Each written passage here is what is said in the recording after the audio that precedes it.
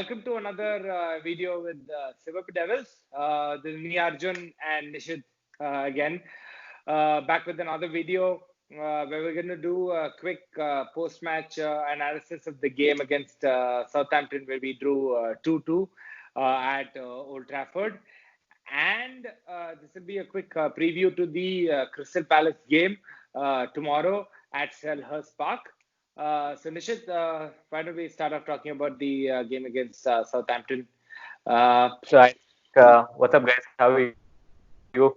We're entering into the crucial, you can say the crucial 2 weeks, and it's been frantic over the last month or so.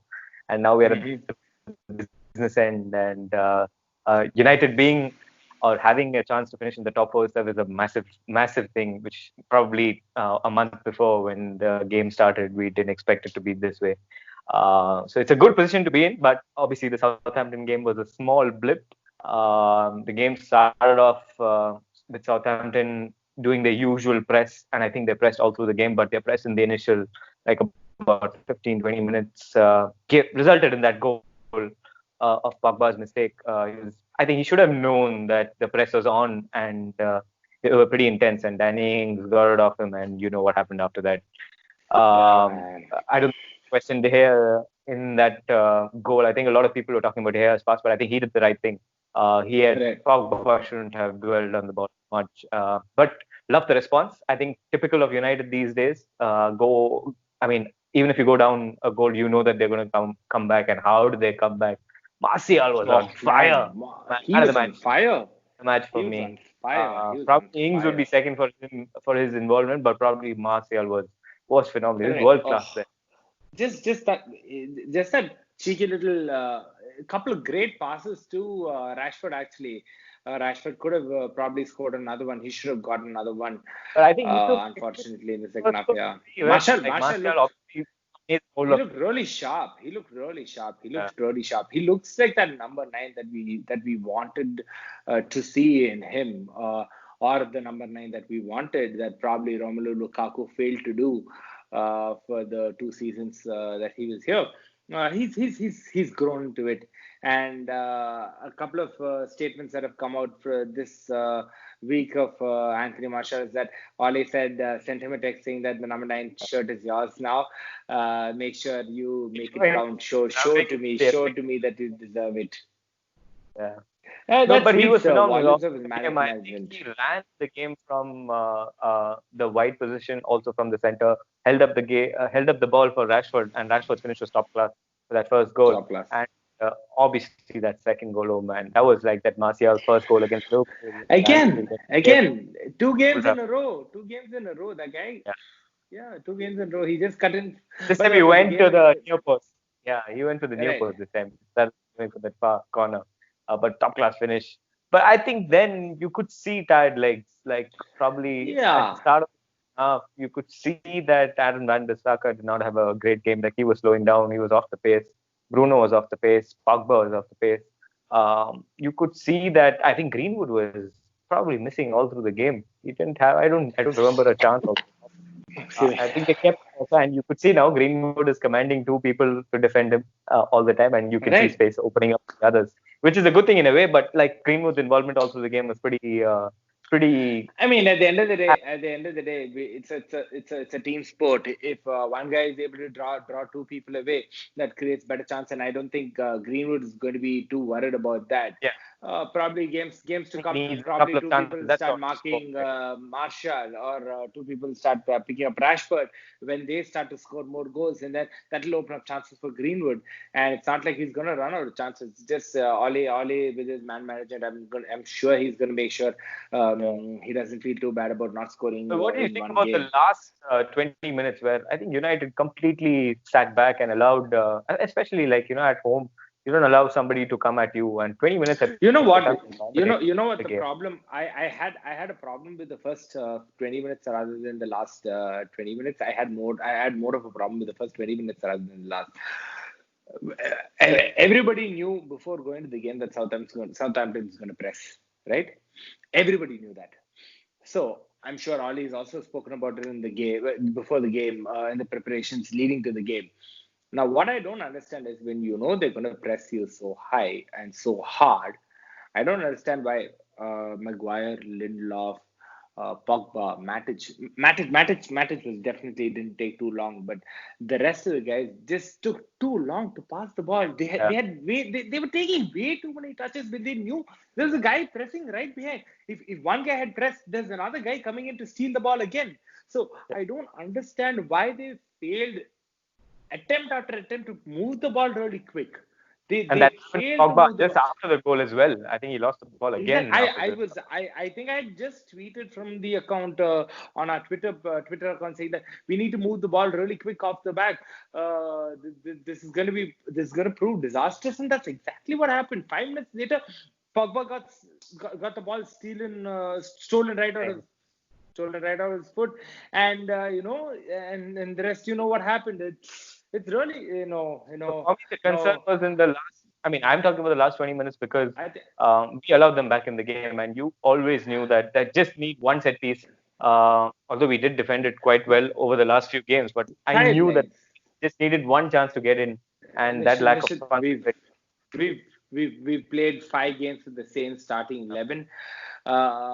Which is no excuse in a way, because it is not an excuse, but see, it definitely has its toll on the players. The players definitely do get tired. Also we were down 10 minutes. Playing so many games. They're not used to so many games. I'm sure they're not even training too much in between the games. I'm sure they're just going in for their strength and conditioning training, and then they come back. They don't really do. I'm sure they don't do any too many drills because they're quite fit, man. They just go. I'm sure they just go and have their drill. Tactical analysis. They sit in their groups and do it, and then come back. I'm sure they don't. But nevertheless, they're still going to be tired. I'm sure it's definitely going to take a toll on their bodies, and it's not. I definitely see Ole, despite his press conference. We'll go into the press conference a little later, but I definitely see a changed side, a rotated side. Can we talk about that? Brandon Williams. Yeah, I mean, Brandon Williams, probably we pick on that in the press conference as well. I mean, that was an impact. Obviously, we missed Brandon Williams in that corner particularly because he always gets the ball.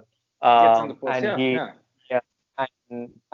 was a miss, and probably that was also, you can say, a margin where we probably lost out. But you can take that draw. Southampton deserved something as well. Talk about Solskjaer in his pre-match conference today, and he was talking about the injuries. So Shaw and Brandon picked up injuries. Shaw on his ankle, and Brandon got stitches over his back. So, I mean, Shaw's injury looked really scary, man. It was also good in a way that he didn't roll it that much. He could walk out. But I think Solskjaer is mentioning that. I mean, he probably assessed them on probably tomorrow, just before the game. So, as you said, I'd still see. We're talking about Greenwood as well because Greenwood had that bad tackle of. Romeo. Yeah. I mean, that was what was VAR doing again? I mean, VAR. Excuse me, what was that? That was like a bulldoze right into him. That was nasty. That was a nasty challenge. I don't know how he didn't get a red. Yeah, and I mean that also. That's what he got a swollen ankle again. That's what Solskjaer was mentioning about, and again he's going to be assessed as well. So, but I still feel like probably he's going to start James over Greenwood that game. He'll probably rest him. And I think probably Shaw or Williams will be back. One of those. I think probably Brandon will be back more than Shaw. So we might see that change. Pretty much. I don't think we're going to change anything else in that squad. From what Ollie said, it didn't look like Brandon had a concussion. Usually a concussion calls for probably a week or 2 weeks of rest before he can play again. But it didn't look like, from what Ollie said, it didn't look like a concussion. So I really don't expect Brandon to not start. I see Brandon start over Shaw. It also plays in the mind that there's a game, despite Ollie saying that he doesn't really care about the game on Sunday. He has an eye on the game on Sunday as well, and Shaw definitely is a much needed force in the back line. I see Brandon starting and probably giving Shaw rest and seeing if he can probably play on Sunday. And again, the same thing goes with Greenwood. Greenwood did definitely get a rest. I definitely see him get a rest ahead of the Sunday game. Yeah. We need to come out all guns blazing. I think we're gonna comfortably beat them. What do you think about Crystal Palace? How are they doing? Crystal Palace, so they have lost their last 5 games, and the last game that they lost again was against Aston Villa, who have been absolutely poor. Aston Villa has been really, really poor, and they managed to lose to Aston Villa 2-0. So they've been in a bad patch of form themselves. They've lost to Liverpool 4-0. They've lost to Burnley 1-0. They've lost to Leicester 3-0. They've lost to Chelsea 3-2, and they've lost Aston Villa 2-0. And all of these teams have been teams that have not really done too well. So losing to such teams is not a good sign for them. Yeah, and I think they lost out Gary Cahill also with that hamstring injury against, I think, Chelsea or Aston Villa. I don't know. Right. And then Benteke is suspended. Benteke is suspended with a red card. So I mean, there are a couple of main players are out, and probably only Zaha is the threat in that squad. Zaha, the man of the moment, with all the attention for all the right reasons, I suppose. Nobody deserves to have such things said to him, despite it being a 12-year-old or an 80-year-old. Nobody has the right to say just because a 12-year-old can hide behind a keyboard and type whatever he pleases. The community has been behind him, and I think they've taken. I think they arrested the guy as well. I'm sure. They have to. Pretty sound. But Zaha's a top-class player. I think he's a top-quality player. I don't think he deserves to be Crystal Palace. I think he deserves to be somewhere in the top half of the table, and I don't know, somehow it's never clicked for him. I don't know, just somehow.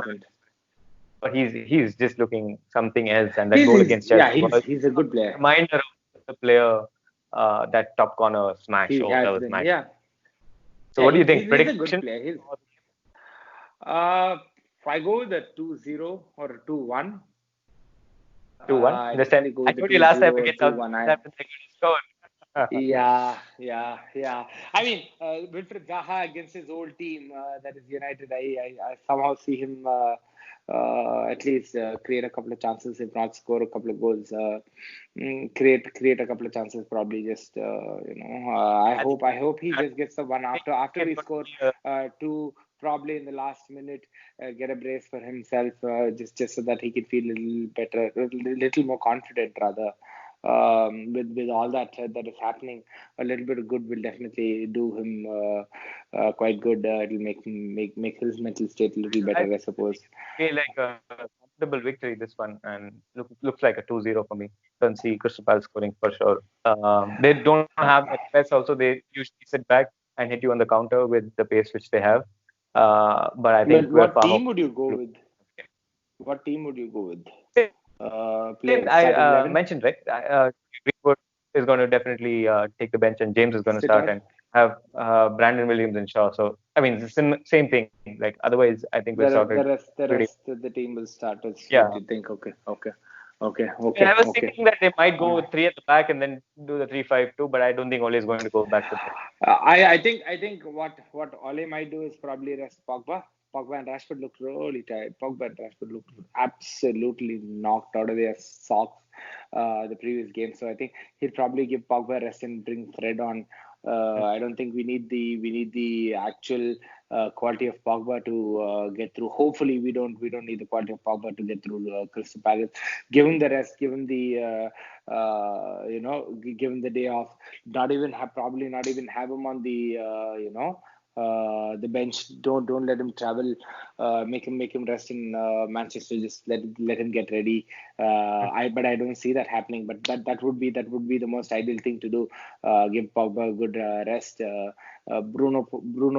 Let's not joke. We need Bruno. We need Bruno to break through the defense. So Bruno has to play. Probably I see us scoring a couple of goals and just bringing Bruno off probably again in the 60th minute or so. Get him some good rest. Give him his milk and let him enjoy the rest of the show for the 30 minutes, and then get that good rest before Sunday's game. Sunday's game is going to be huge, man. Ole loves his FA Cup, so I can't wait for that Sunday game. Sure. And I think probably tomorrow we may even know that Leicester might drop points because they play before us. So that's something to look forward to as well before that. And maybe if they drop points, a big boost for United to go and just cement that place. And there's an interesting thing that even though Leicester and United might even finish in the top 4 and finish the 4th place, we still might not qualify for the Champions League if Chelsea and Wolves win the Europa and Champions League respectively. So I mean, I don't see. No, I mean that was something very interesting. That article was pretty interesting. Like suddenly, somebody comes up. So I mean, we need these wins badly. So hopefully we win. We need them. Yeah. So you guys, please comment your scores on and your predictions down in the below, and it'll be great to know. And look forward to our video on VAR and also the post-match and pre-match for the FA Cup as well over the weekend. So looking forward. That's going to be a huge game. Yeah. Next 2 weeks are going to be crucial for us, and then we obviously go into Europe after that. So must-win games. All of them must-win games. Let's go get it. Let's go get it, guys. All right. See you guys. See you, Arjun. All right. See you, Nishit. Bye.